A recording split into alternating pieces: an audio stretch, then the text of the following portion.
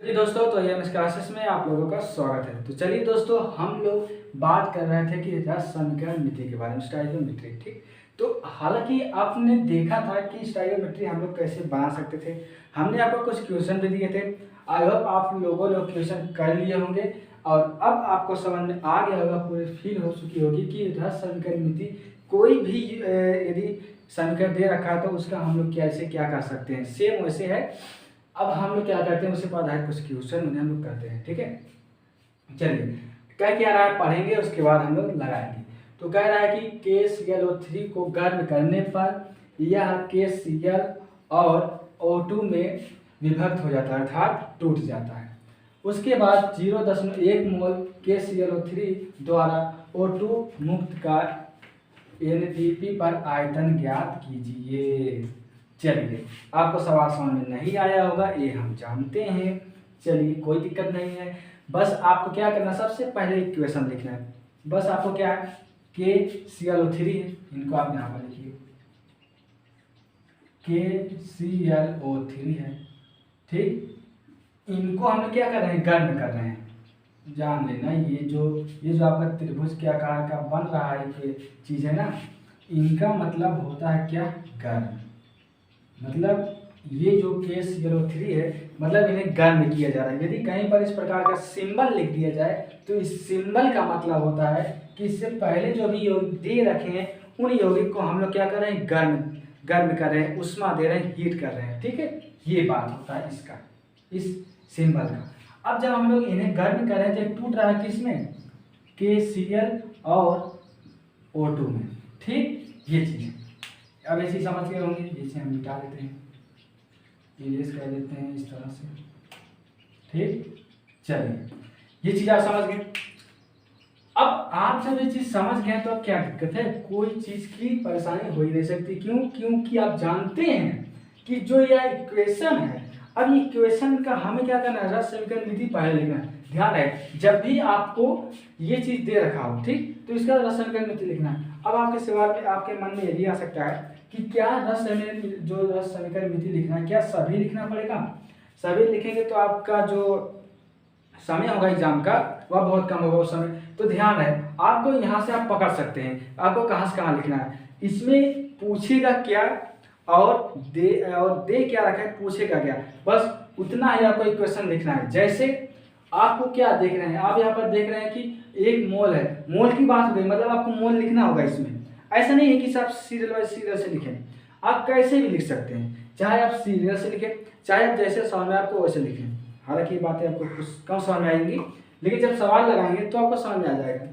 तो जो मोल दे रखा है वो चीज मोल दिया है, और NTP दे रखा है ना, मतलब आयतन। NTP पर आयतन कितना होता है, 22.4 लीटर, मतलब आपको 22.4 भी लिखना पड़ेगा। ठीक है, जैसे कहने का मतलब मेरा क्या था, ध्यान है, ये चीज तो आप कर रहे हैं। ठीक, ये चीज तो आप कर रहे हैं, चलिए ठीक है। लेकिन हम लोग क्या करते हैं, सबसे पहले का स्टेप क्या होता है कि समीकरण देखना है संतुलित है या नहीं, ये चीज हमें करना पड़ता है, समीकरण को बैलेंस करना पड़ता है। जब भी आप रस समीकरण करेंगे तो उनका समीकरण जो होगा उन्हें हम बैलेंस करेंगे, ये चीज है पहला स्टेप। तो आपको देखा क्या, इक्वेशन बैलेंस है, यहाँ पर देख रहे हैं Cl 1 है, Cl 1 है, बैलेंस है, सॉरी K 1 है, K 1 है, बैलेंस है, और Cl कितना 1 है, Cl इतना है, बैलेंस है। लेकिन ऑक्सीजन देख रहे हैं, यहाँ पर 3 है, यहाँ पर 2 है, मतलब यहाँ पर कितना 2 है, यहाँ पर 3 है। तो बैलेंस कैसे करना है, देखिए बैलेंस करना आपको भी आना चाहिए, हालांकि आपको बताया गया होगा जैसे 10 में। ठीक है, चलिए बैलेंस कैसे करना है, देखिए यहाँ पर कितना 3 है और यहाँ पर कितना 2 है, तो इन्हें हमें सम बनाना है। सम कैसे बनेगा, 2 से गुणा करेंगे, 2 कैसे करेंगे, 2 3 6 हो जाएगा, इन्हें कितना 3 से। ठीक, क्योंकि यहाँ पर कितना होगा, 3 दूनी 6, तो 6 ऑक्सीजन, यहाँ पर कितना 3 दूनी 6 ऑक्सीजन। लेकिन अब पोटेशियम कितना हो गया, K भी तो हो गया, Cl भी तो हो गया, यहाँ पर कितना हो जाएगा 2। सर है, हालांकि बैलेंस करना आपको आता ही हो, कोई दिक्कत नहीं इसमें। चलिए अब हमें क्या है, इनका सबसे पहले लिखते हैं मोल, क्योंकि हमें मोल पूछा है तो मोल लिखते हैं। ठीक, हालांकि जो इक्वेशन आपको पहले बताया गया था सेम वही है, वैसे ही करना, सभी इक्वेशन लिखना है। ठीक है, लेकिन सभी लिखेंगे तो स्थान नहीं होता। तो कहने का मतलब यह है कि यदि मोल दे रखा है तो आपको इसमें से मोल लिख देना है, उसके बाद लीटर दे रखा है, लीटर का इक्वेशन लिख देना है, उसके बाद उनके उनसे कंपेयर कर देना है। अब सभी को लिखेंगे, सभी से मतलब नहीं आपसे होगा, ठीक है, जो लिखना है उसी से। हालांकि आप सबका भी लिख सकते हैं, ठीक है। अब हम लोग पहले सब का लिखते हैं।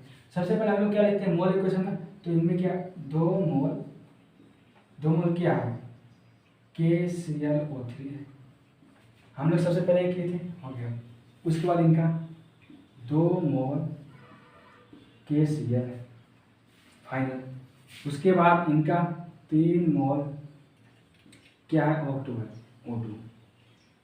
ये चीज़ तो आपको समझ आ रहा होगा जो हम कर रहे हैं यहाँ पर, ठीक है। हालांकि आप और भी आपको समझ के जाएंगे, वो आप करेंगे, ठीक। चलिए, ये चीज़ आप समझ गए। इसके बाद हम लोग क्या करते हैं, अघातों संख्या लिखते हैं। 2 इंटू N इंटू क्या है, KClO3, ठीक।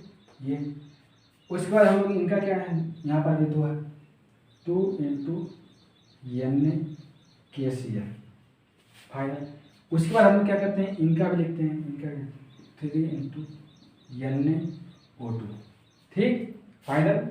चलिए, जब आप ये चीज़ें लिख सकते हैं, ये चीज़ आपने की, अब हम लोग क्या करते हैं, अब इसके बाद क्या होता है, इसके बाद इनको हम लोग ग्राम में लिखते हैं, ठीक, ग्राम में लिखते हैं, है ना। अब ग्राम में लिखने के लिए आपको पता होना चाहिए कि इनका क्या होता है और इनका कितना होता है भार, ठीक। आप जानते हैं पोटेशियम का कितना होता है, पोटेशियम का कितना होता है 19, इसका होता है कितना 39, ठीक।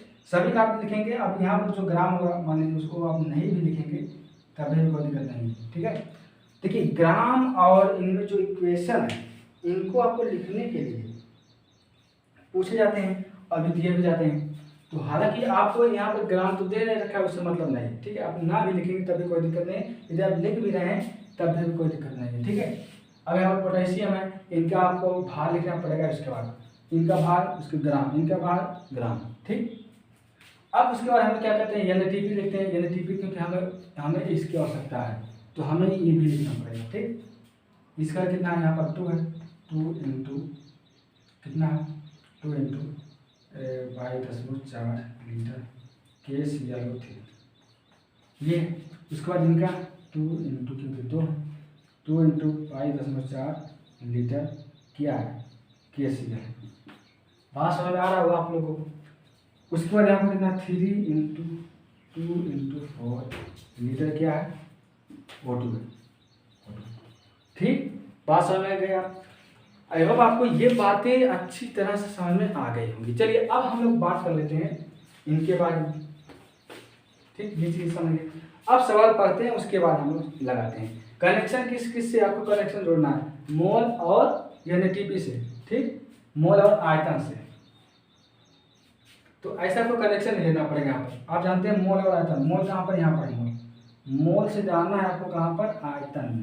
किसकी आयतन में, ऑक्सीजन की, क्योंकि यहाँ पर ऑक्सीजन दे रखा है, ऑक्सीजन के आयतन में देना है। यदि यही का स्थान पर क्या KCl दिया होता तो आप ऐसे आते KCl पर आ जाते, ठीक है। तो ऐसा आपको कनेक्शन जोड़ना पड़ेगा। हालांकि आप ऐसे एग्जाम में नहीं बनाएंगे, लेकिन आपको सिर्फ समझने के लिए बनाया गया है, ठीक है। चलिए, आप कनेक्शन जोड़ना समझ लिए, ऐसे आपको कनेक्शन जोड़ना पड़ेगा, ठीक। समझ गया, ऐसे आपको कनेक्शन जोड़ना पड़ेगा, क्योंकि आप जब ये कनेक्शन नहीं जोड़ना समझ पाएंगे तो आप कैसे इन्हें करेंगे, ठीक। ये चीज़ें हैं, ठीक। चलिए, अब हम लोग क्या करते हैं, आप जाने कि इतने मोल से इतना लीटर ऑक्सीजन बन रहा है, ठीक। ये चीज़ आप समझ रहे होंगे। इन्हें हम लिखे तो लिखे कहाँ पर, ये चीज़ समझ गए ना। अब हम इन्हें इरेज कर सकते हैं कि नहीं कर सकते हैं, इन्हें इरेज करते, क्योंकि लिखना तो हमें पड़ेगा जरूर। चलिए, अब आप जानते हैं कि क्या है ये चीज़ है, इन्हें आप लिख सकते हैं यहाँ पर 2 मोल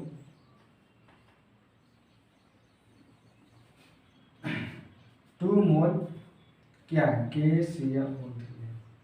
2 मोल KClO3 से बन रहा है कितना ऑक्सीजन, यहाँ इसको पूरा कर सकते हैं, कितना हो जाएगा, चाहते हैं 12 2 हासिल 1, उसके बाद 3 2 6 1 7 3 2 6 इतना, ठीक। उसके बाद यहाँ पर कितना है लीटर। आप देख पा रहे हैं कि 2 मोल KCl से इतना लीटर ऑक्सीजन बन रहे हैं, ठीक। समझ रहे हैं आप। यदि हम कहें 1 मोल KClO3 से कितना बनेगा, तो इन्हीं का आधा हो जाएगा, मान लीजिए यहीं पर ही आधा कर दें, इनको यहीं पर भी आधा कर देंगे, 2 हो जाएगा। ठीक, आप जानें कि यदि 1 मोल KClO3 से इतना लीटर ऑक्सीजन बन रहा है, पूछ कितने रहा है, पूछ रहा है कि 0.1 मोल KClO3 से कितना ऑक्सीजन बनेगा। तो हमने यदि 1 मोल से इतना निकाल लिया है, तो इतने मोल से कितना हो जाएगा, तो पूरा हो जाएगा 0.1 मोल KClO3 से बनेगा कितना मोल, 0.1 इंटू 6.2 लीटर ऑक्सीजन डिवाइड में कितना है, तो ये चीज़ बनेगा। अब आप इन्हें सॉल्व कर सकते हैं, ये चीज़ समझ में आ रहा होगा आपको कैसे किया गया है। आप जानते हैं यदि 1 मोल KClO3 में इतना है, तो आपसे पूछा कि 0.2 मोल KClO3 से कितना ऑक्सीजन बनेगा, तो 1 मोल से गुणा हो जाएगा। ठीक, बात समझ आ रहा होगा ये चीज़ें कैसी है। अब हम लोग क्या करते हैं, इन्हें अब सॉल्व करेंगे, तो सॉल्व करने पर आपका मान कितना आएगा, इन्हें हम लोग करते हैं तो 3, ठीक, 2 3 6, 2 2 3 6, और फिर इसका कितना हो जाएगा, हो जाएगा 1, ठीक, 1 12 ये चीज़ें हैं। अब यहाँ पर देखिए 10 यहाँ पर 1 आ जाएगा यहाँ पर। ठीक, आप देख पा रहे हैं आपका आंसर भी आ गया है, और सेम यही जो आंसर था वो आया, और आपको कितना मिला, इतना मिला 3.36 लीटर ऑक्सीजन। आप देख सकते हैं इस तरह से। ठीक, तो आपने देखा कि 1 मोल KClO3 से कितना आ सकता है, कैसे निकाल सकते हैं हम लोग, निकालना आपको सीखना, हालांकि आंसर से आपका नहीं मतलब है। तो आई होप दोस्तों आपको बहुत ही अच्छी तरह से निकालना आ गया होगा। यहाँ पर जाते हैं 2 है, क्योंकि यहाँ पर 2 चीज़ यहाँ पर रखा गया है, तो आप ऐसे 2 लिख सकते हैं यहाँ पर, हालांकि 2 है। ठीक, ये चीज़ तो आप जान ही रहे हैं। चलिए, अब आप समझ गए होंगे कि हम लोग कैसे निकाल सकते हैं रस समीकरण विधि से जो भी सवाल आएंगे वो हम लोग कैसे सॉल्व करेंगे। ठीक, चलिए, ये चीज़ आप अच्छी तरह से सीख चुके होंगे, है ना, समझ चुके होंगे कैसे है। इन्हें हम यूज करते हैं, उसके बाद नेक्स्ट सवाल देंगे आपको, आप सवाल करके लाएंगे। ठीक, तो दोस्तों आपने देखा हम लोगों ने कैसे कैसे स्टेप किए हैं। ऐसे ही दोस्तों सवाल पूछे जाएंगे, और आपको जो बताए गए हैं उन्हें वैसे ही करके रखना है। हालांकि इक्वेशन जो है सभी से लिखने से मतलब नहीं है, आपने देखा भी जो इम्पोर्टेंट है, मतलब जो चीज़ पूछा जा रहा है, जो दिया है, बस उसी को यदि आप लिख दे रहे हैं तो आपका इक्वेशन तैयार हो जाएगा, उसका सवाल वैसे लग जाएगा। ठीक, तो आपने अभी अभी क्या देख रखे हैं, आपने देखा कि किस तरह हम लोग किसी का भी सवाल लगा सकते हैं। ठीक, तो ऐसे ऐसे दोस्तों सवाल आते हैं, और ये चीज़ें ऐसे पूछी जाती हैं, और आपको ये चीज़ें समझ में आ गया होगा। चलिए, अब हम लोग क्या करते हैं कि अब हम लोग इसके बाद एक और बन जाएगा पार्ट 2 इसका, जिसके कारण हम लोग क्या करेंगे, इनका और भी क्वेश्चन जो होंगे उन्हें आसानी से सॉल्व कर सकते हैं। ठीक, तो चलिए दोस्तों, अब हम लोग मिलेंगे नेक्स्ट वीडियो में और नए कंटेंट के साथ, तब तक के लिए जय हिंद।